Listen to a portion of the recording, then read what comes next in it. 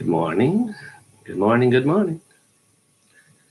I am Joe Flansburgh. I've written a book, that Jester Prince, an adventure and life and faith and love. It's actually a book. It's real, see? My publisher suggests with all the shutdown stuff, I do a live reading here on the internet. So here we go. But before we get started,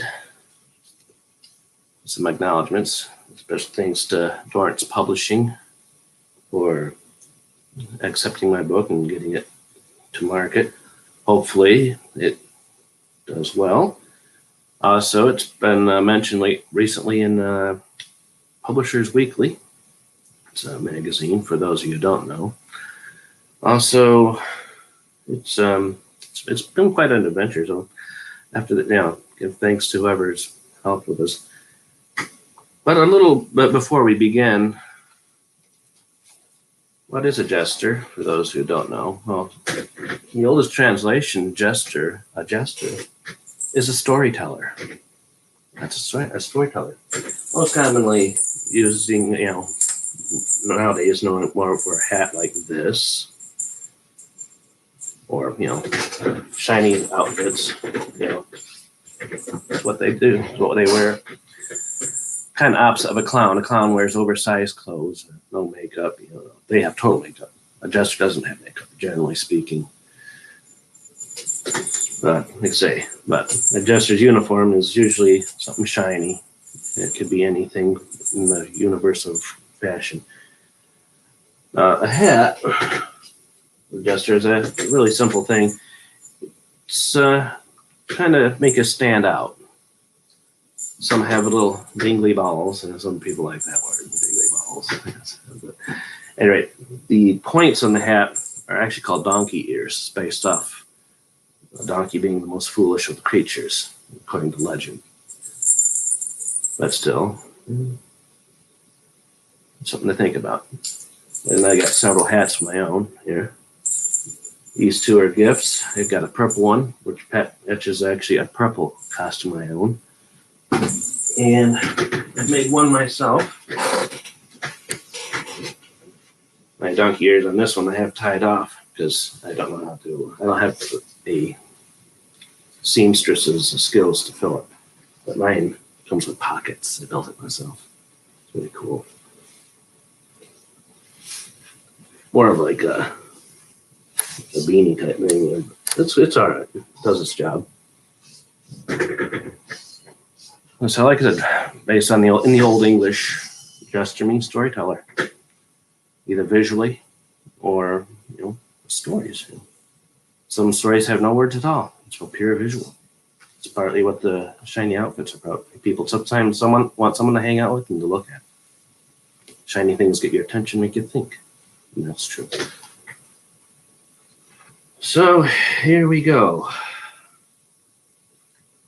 I'm going to be doing first couple chapters here from my story.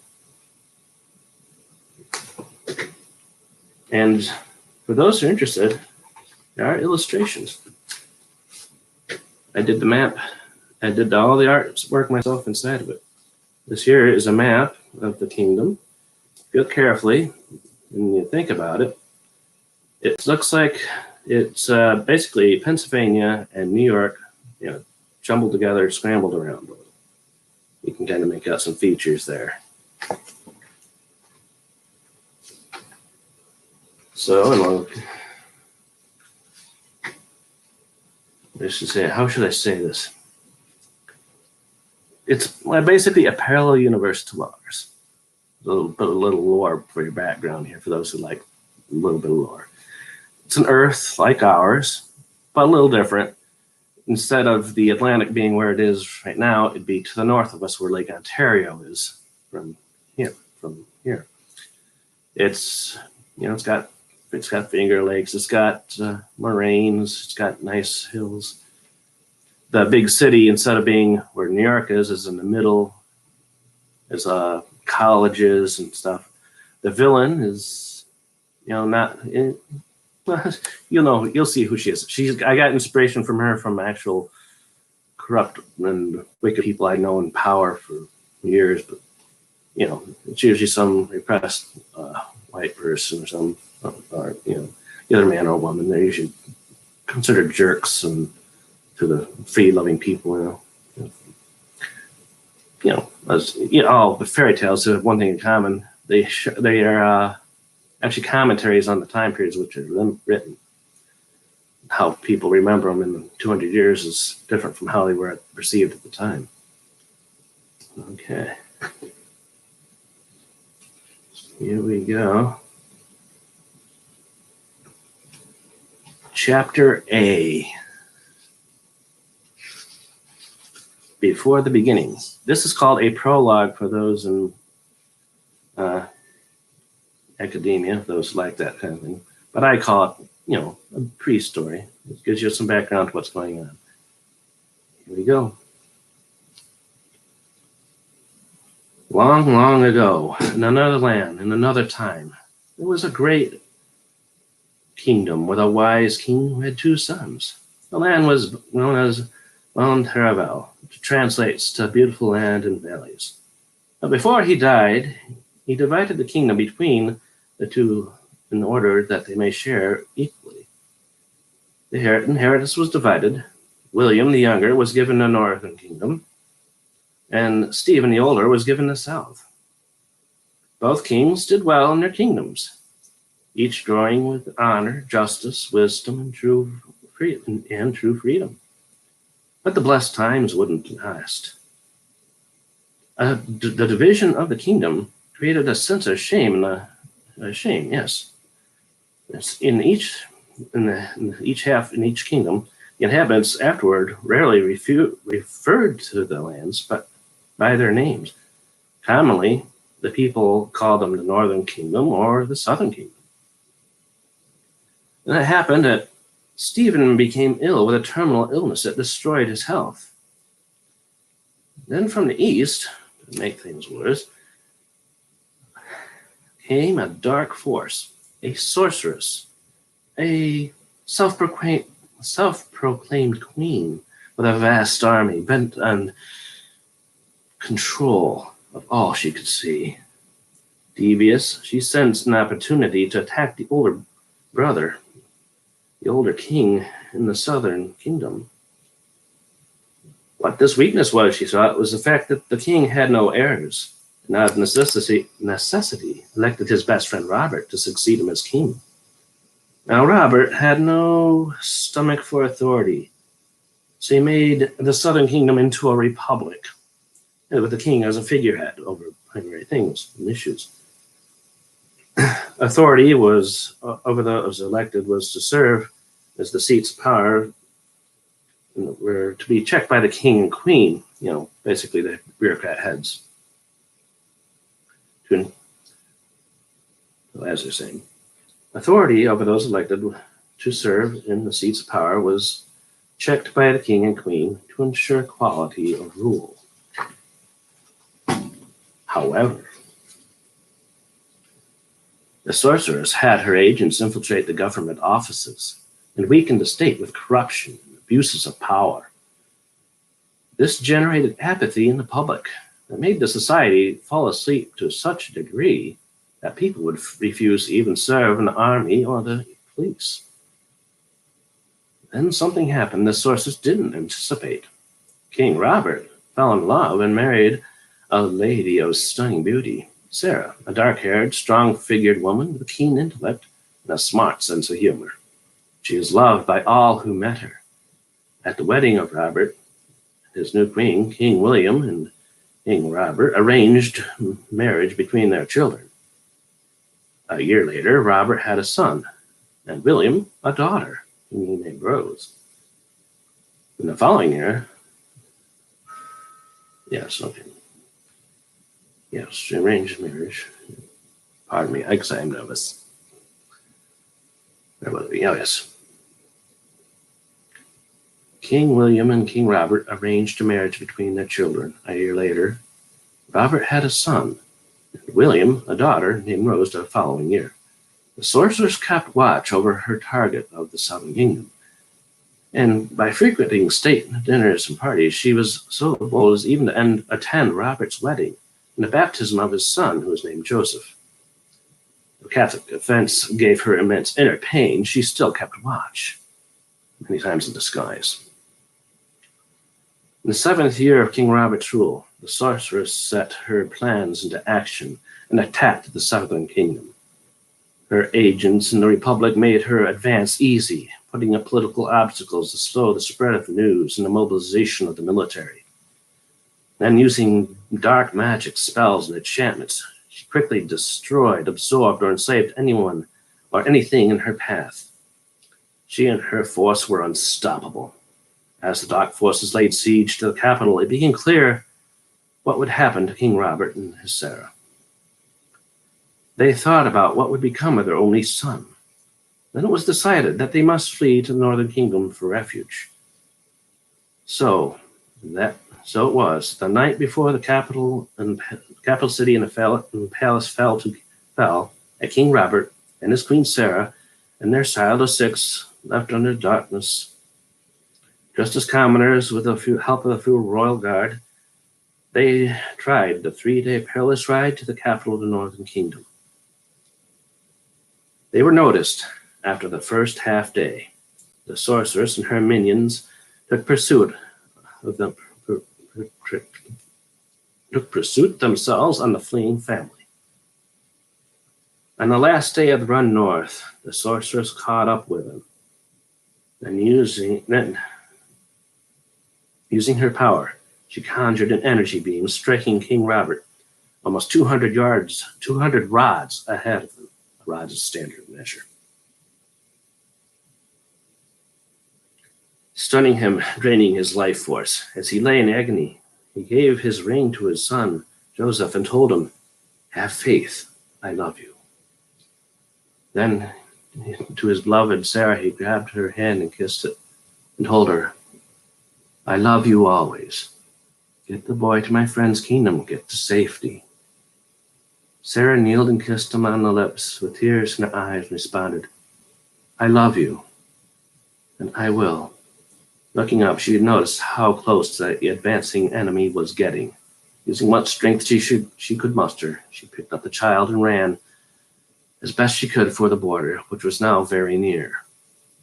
The few good guards left gave a valiant and effective fight, buying her enough time to cross the border into the northern kingdom. And as she looked back toward her beloved King Robert, the enemy came to where he was lying.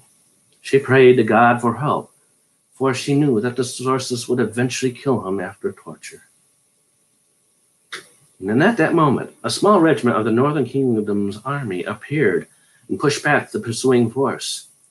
An archer in the sorceress' lead advanced. Before turning back, Silas fired a single arrow with a toxic tip that grazed Sarah's right hip.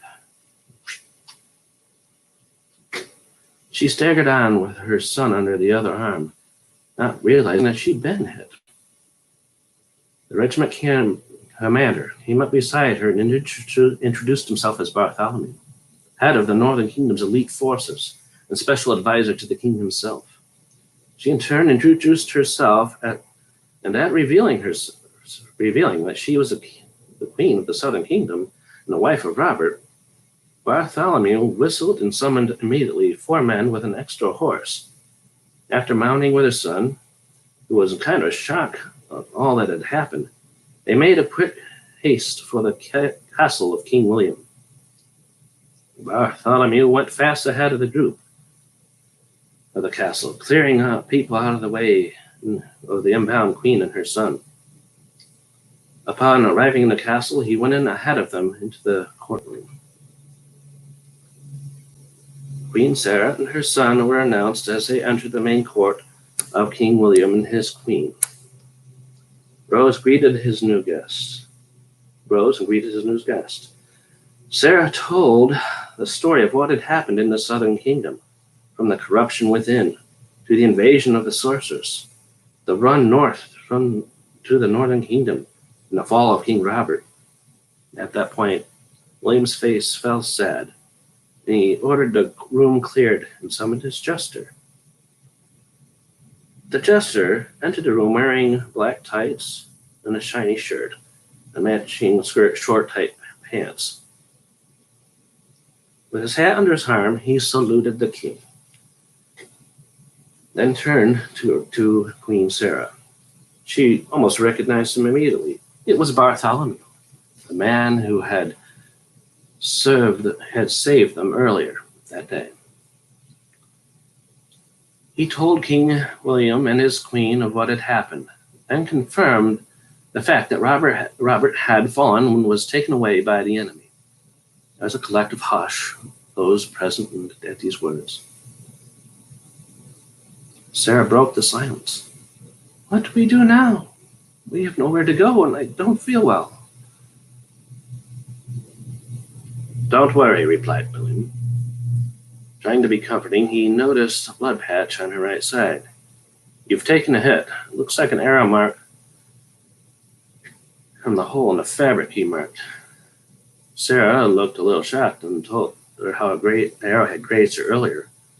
But I didn't think much of it. William motioned Bartholomew to come forward and have a closer look. On closer inspection in the tear hole, looked to the king with a serious look on his face. Sir, I have to go find the arrow that made this. Bartholomew quickly donned his cloak and made for the door. He suggested that they get Sarah clean and comfortable, and he'd be back soon. King William rubbed his forehead and mumbled to himself, this might not end well. Getting his composure up quick, he turned to Sarah. Where are my manners, Sarah? This is my Queen Anna. Anna stepped forward and greeted Sarah. Graciously, Queen Anna addressed Queen Sarah. I have so wanted to meet you. Likewise, said Sarah in a slight mood lift. This is my son Joseph. Say hi. Joseph waved shyly at the Queen. Anna rang a bell and the servants came in, waiting for instructions. Draw baths for our guests, get them clean, and get some clean clothes too. We dined tonight in the inner chambers. King William added, we keep close tonight. No admittance but the royal families and Jester Bartholomew. The servants quickly went about their duties, leading the new arrivals into the inner rooms of the castle. The royal physician did well in treating Sarah's wound, cleaning and bandaging the best he could. It still hurt, but felt better. Queen Anna helped pick out something suitable for her to wear for dinner. As the sun set, the families gathered together in the inner dining room. Taking their places at the table, Bartholomew came in as they were about to give thanks and bless the meal, and took his seat next to the king at his right side. Anna had her young daughter escorted in and seated near her, that she might assist the child in eating. A young child of 5, she was a charmer for sure. There was a chat about many different things, about where William and Anna met, the affairs of state, to the current troubles of the world around them. As they were finishing dessert, King William asked Bartholomew for his report and findings. He presented the arrow that had grazed earlier that day, and noticed that the tip had been smeared with a toxin from a rare lizard in a faraway land, and how it could be fatal if not properly dealt with. He also reported there was a price on Queen Sarah and her son from the sorceress. Sarah felt a sinking feeling as he revealed this fact. Then she thought, something must be done for her and her son. So it began.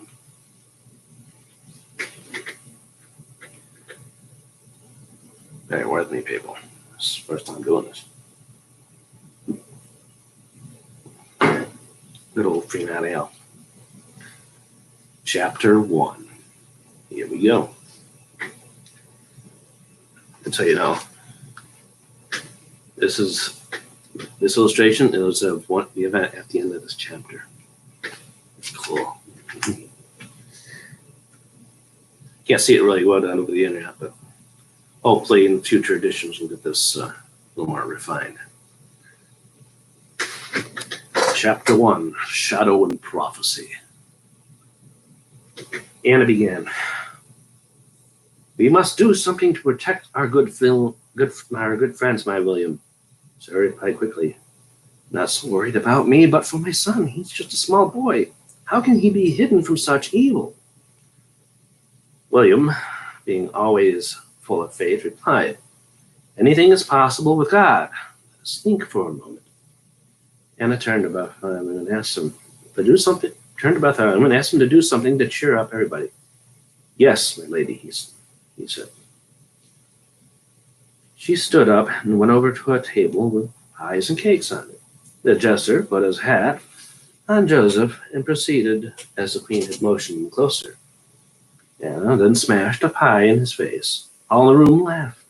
Sarah asked if she could try it too. Anna nodded and winked at her to join in. Although nervous at first, she picked up the first pie she saw, looked at Joseph, and smacked him clear in the face, bursting into laughter. She and Anna both proceeded to pick up sweet cakes and pies and smear him up even more. The room roared with laughter. Even little Joseph was laughing at the mess. Suddenly, Sarah, looking at Bartholomew, then to her son Joseph, was wearing his hat, exclaimed, I got it. Got what? William replied. I have an idea to save us. That's what I've got. Sarah answered. Bartholomew looked at little Joseph and back to Sarah. I think I know what you are indicating, my lady. Bartholomew looked at the king who motioned for absolute secrecy. The king had the servants depart and set guards outside the doors. And then Anna had her nurse take her daughter back to her rooms. Then, verifying the room empty, the four adults came to the center of the room. Sarah then began to tell her idea. William, I was thinking Bartholomew could raise my son as his. She began. They get along well, and it would be a way for him to be hidden. Jester, wiping the group from himself, stated, That could work. Hidden in plain sight is a very useful tactic. William looked a little puzzled, but agreed. But what we do with you, Sarah? Anna jumped into the conversation. You give her a funeral. What? Exclaimed Bartholomew. Anna clarified her thought. If we fake her death, you give her a funeral, and the bounty on her will be ended.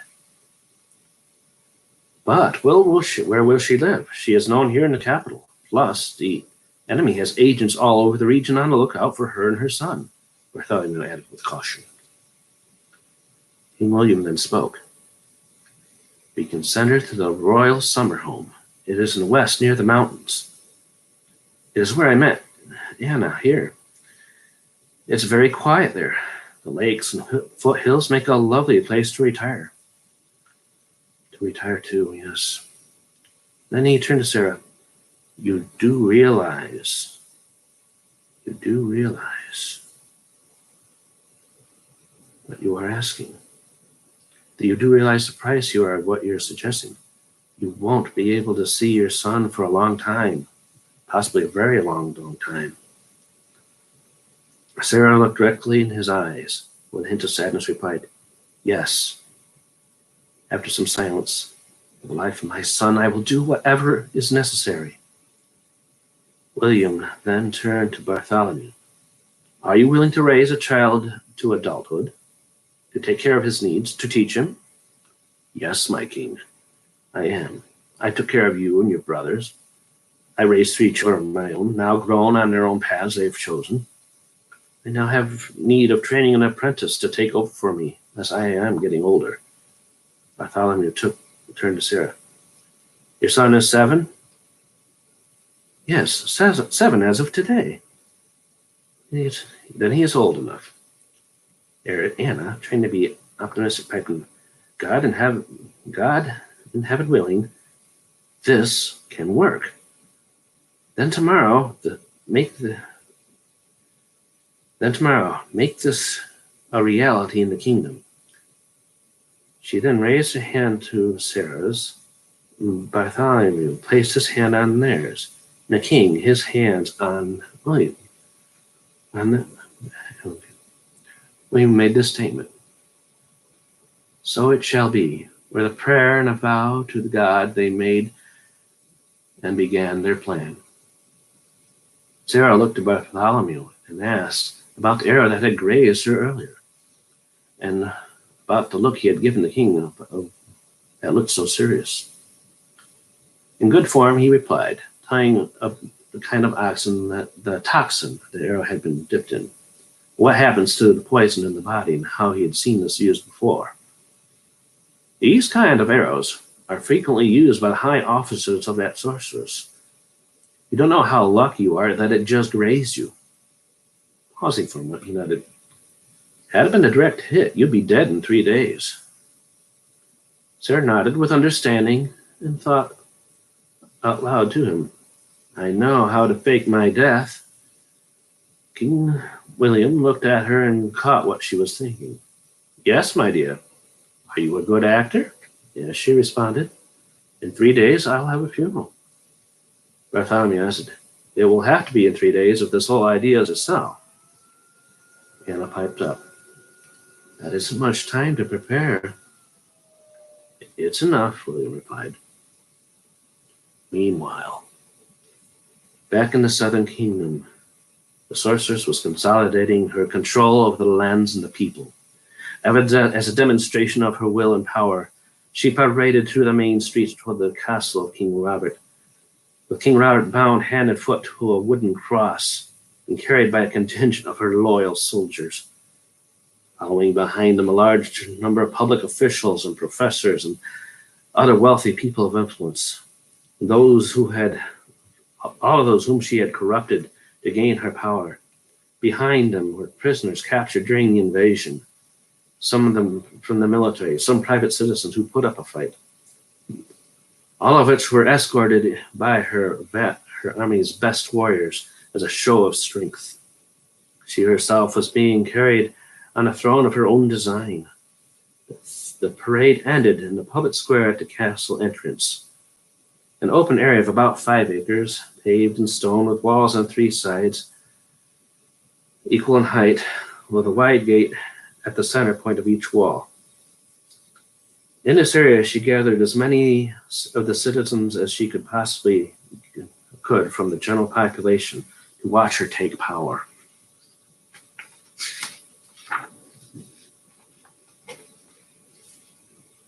She had King Robert propped up beside her to watch what she was going to do.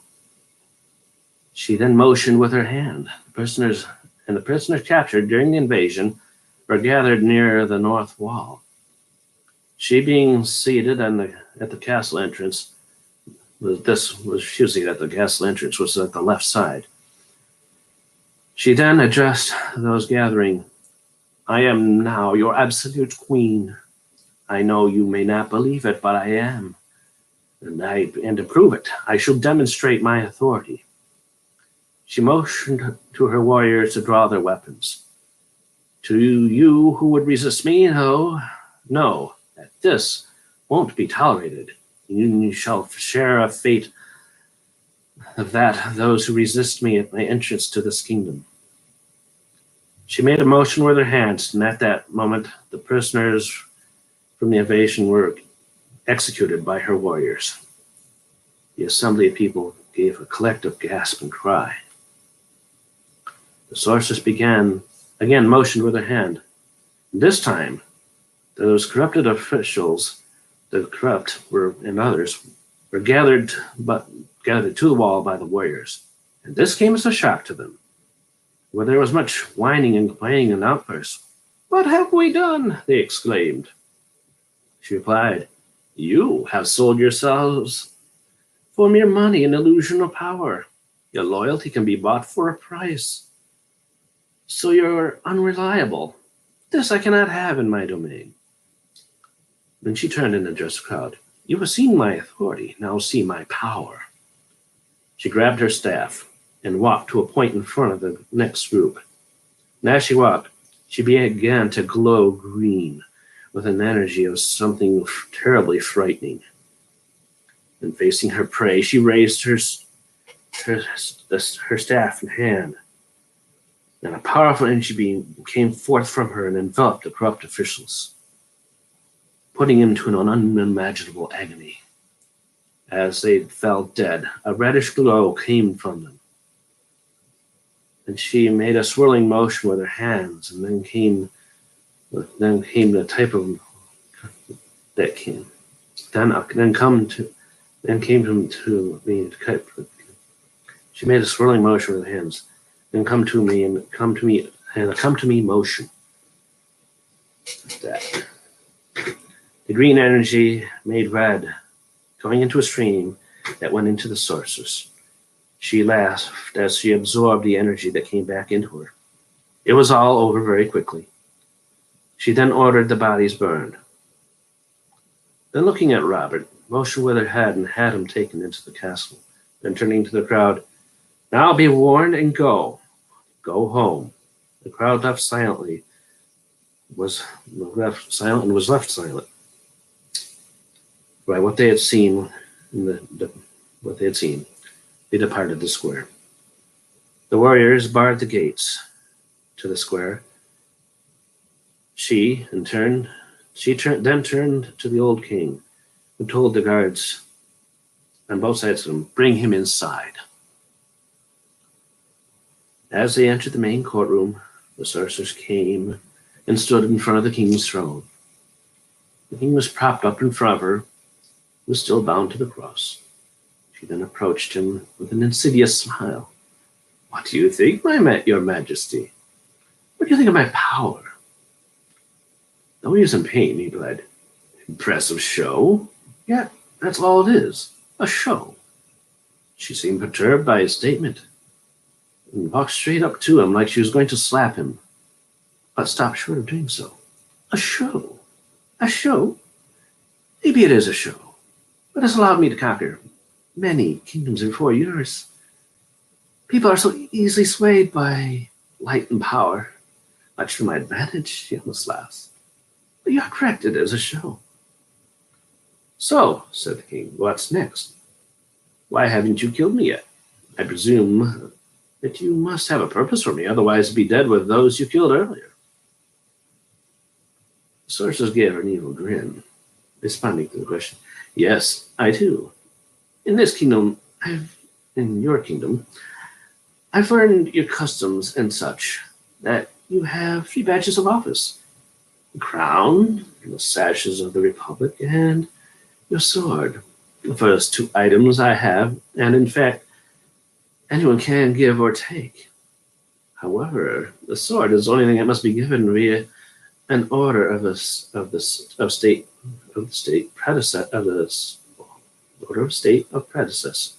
predecessor to successor. In this kingdom, the sword is the final lock of the authority over the land's inhabitants. Robert, I want you to give me your sword." King Robert chuckled to himself. "So your authority isn't as absolute as you'd like. You want command of the legions and masses as well. You know that you won't have control completely until I give you the sword of truth, honor, and faith, which is what it's called, by the way. The sword has passed to me from my predecessor from my predecessor. And now you want it given to you. Ha, I say, ha." She then scowled at him, remarking, "Give it, or I shall kill you slowly." "You're going to kill me regardless. Why should I make it easy for you?" he retorted. She quickly grabbed his throat, but refrained from squeezing. "You think you're so smart, don't you? I could kill you now and take it anyway. But I want you to give it because given things are harder to take back. Give me your final bit of authority, or you'll pay in agony and your people will pay in agony with you. I know you can't stand to see others suffer. You know I can do it, don't you?" To prove her point, she motioned with her hand, and some of the guards brought in some random people, mostly women and children. "Look and decide," the sorceress. Her hands began to glow green as before. Sparks of energy began to pop back and forth in her hands. Though it was not as powerful as it was when it was outside, Robert knew this wasn't good and something must be done. And as she raised her hands to let the energy fly, he yelled, "Stop! Stop! Let me go. I'll cooperate. Just don't hurt them." Again she gave a grin. "Good man. Untie him." She motioned the guards next to him to let him loose. He collapsed to the floor. After letting him down off the cross, though weak, he was able to walk. "Bring me my sword," he wheezed. So one of the invading guards cautiously gave the official sword. Robert grabbed it gently behind the handle. Then, in a respectful manner, dipped the tip to the ground and addressed those in the room. "What must be done in the chapel courtyard. I also must know your name." "Very well," said the sorceress. "My name is Avet Jin." Avet Jin, yes. Perfect. You won't hear it very much. So the whole cohort proceeded down the short hallway, coming to a side door, came into the chapel courtyard. The chapel courtyard was a small area of about 50 feet square. It has only two entrances, one through which the groom entered and the second door into the chapel. The ground was paved with stone in dark and light hues. Around the edges were small fountains and green spots of periodic stone benches.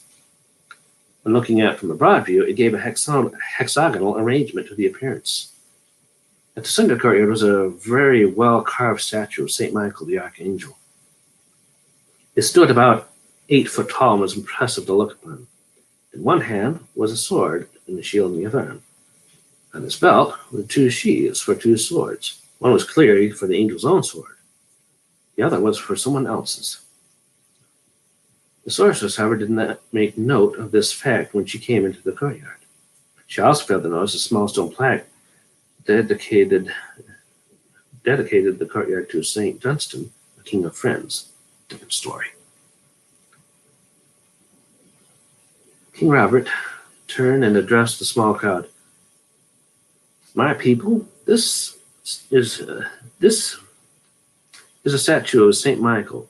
This statue of St. Michael was given to our kingdom a long time ago by Dunstan and a wise group of mystics, monks devoted to faith, truth, and justice, which is what the sword that bears the titles was given at that time. It was also given by these holy and wise men.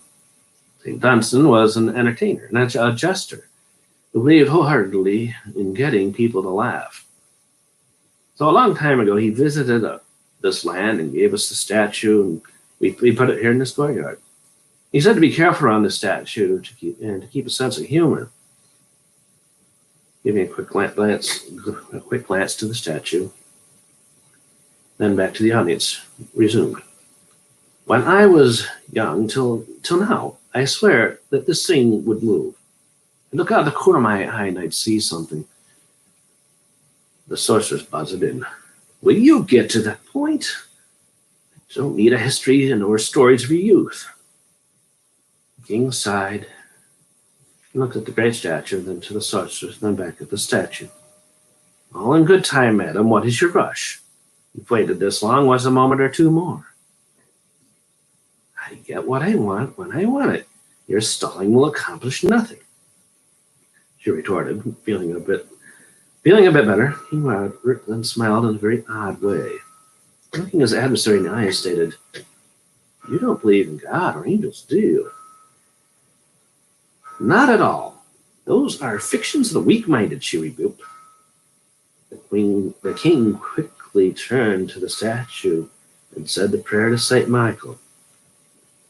Almost quickly and quietly, but it was enough to be heard. Then he raised the sword over his head, a loud voice. "That you may know the kingdom of heaven is real, I now do this." The king turns in the most forceful fashion, inserts the sword into the empty sheath on the angel's belt, stating as he inserts it, "By the power and for the glory of God, I place the sword here. Only a true and honorable heir shall remove this sword from this spot." And he added, "Against all evil." As he quickly pushed the sword the rest way into the angel's sheath, the sorceress, realizing that she'd been duped, drew her own dagger and shoved it into the king's back. King Robert fell back to the stumbled back and fell to the floor. As he was breathing his last, he stated, "Hear this prophecy. Thus says the Lord, your reign shall end at the hand of an unlikely heir. Faith and true love will bring you down. Only a true heir will draw the sword from the angel's sheath. For all others who shall try shall die. Your corruption shall be as dust." All in the courtyard heard this with awe. "Foolishness," retorted the sorceress. "So you may think," pleased the king. "Father, into your hands I commend my spirit." Then very faintly he said, "For love." So King Robert died there in that place, but not before he put a major dent in the sorceress's plans. The sorceress ordered the king's body burned and his vestments be hung and armor hung in the main courtroom. Then she said to the small crowd present, "The sentimental fool! See what he did and said. I'll pay attention, as I shall take the sword anyway." Then turning to one of her guards that was closest to the angel, she ordered, "Take that sword and bring it to me." As he reached for the sword, he was struck by a powerful invisible force that threw him across the yard. In a blink of an eye, the angel seemed to have changed position. The sorceress wasn't quite sure what had happened. She ordered another guard to take the sword from the angel. Even though he approached cautiously, he was struck by the statue. He too was struck dead by a powerful force when he went for the sword. "That's impossible!" exclaimed the sorceress. She then forced one of the public members to approach and take the sword from the angel. As he approached, something hit him and knocked him on his butt. But he didn't die. He was shaken up. "What is going on?" again exclaimed the sorceress. One of the maids in the crowd spoke up. "It's a curse with a prophecy." "What?" the sorceress retorted. Again the maid spoke up. "You heard the king before he died. He said a curse and a prophecy to stop you. He trusted in the divinest to stop you, and it seems to be working, my lady." "She tried to be. One can beat my power," said the sorceress. She then proceeded to take a stance a few yards directly in front of the statue, and raised her hands as she did before when she killed the prisoners earlier. The now familiar energy was again building. Then very quickly, just before she let the energy fly, an invisible force came forth and knocked the sorceress back a few yards, where she fell into a large planter box, and landing with a great splat noise. The planter was full of mud. She wasn't hurt, but was in shock at what had happened. A few in the crowd chuckled softly. One of her guards went over and to offer his help to get her out of the mud as she was coming to her senses. The sorceress then ordered everyone out of the courtyard. The head of her guard and her minions expelled the crowd from the castle grounds. As they were leaving, they were discussing amongst themselves that there was hope for the people yet, and that this could be a long time before this curse is lifted. Helped to her feet, the sorceress thanked the guard had helped her out of the mud of the planter. Then turned to the remaining guards. "This is not to be mentioned to anyone," she said with authority. "What we do now," replied her chief guard. "My servant, we proceed as planned. I am still becoming queen of this land. Since we do not have the sword of authority, we will via fear and cunning. And what of the sword, my queen?" "Board off this place that no one enters," she replied. "You must make sure that this prophecy is never fulfilled, or it will be the end of us." Yes, my queen, it shall be done, answered the chief guard. As they were walking out of the courtyard, a message arrived for the sorceress. She was still covered with mud and didn't want to touch the paper, so he had her chief guard read it. What is it about? She asked with authority. Even though she was covered in mud, she still projected her power. The chief guard read it aloud as follows. From the Northern Kingdom, Queen Sarah, wife of Robert the Just, has died. The cause was from a wound obtained during the escape from the invasion of the dark forces from the east. The burial will be in a royal sepulchre and a state funeral. Show me that, she said to the guard. He showed her the message and read it for herself. Excellent. No further need to worry about her, he returned. She smiled devilishly as she read the message. Are we going to the funeral? Are we going, my queen, to the funeral? No, we may be noticed and caught. We aren't going to risk it as we have just captured this place. But you go with our agents and confirm everything that is in this note. It may be a ruse. It shall be done, my queen. And so it was. The state funeral for Queen Anna was held. Thousands attended and mourned for her. She really did look dead. So it concludes the opening chapters of my book. I will not give it all away right now. Take days. If you want to know more of the story, please give it a buy. It's available at Lawrence Publishing and at Amazon. It's also mentioned in Publishers Weekly. Hopefully soon will be in bookstores across this country. God bless America on that.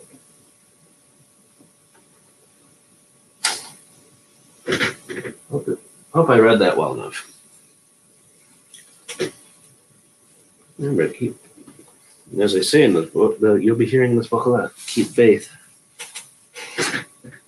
Anything's possible, God. Good day, everyone.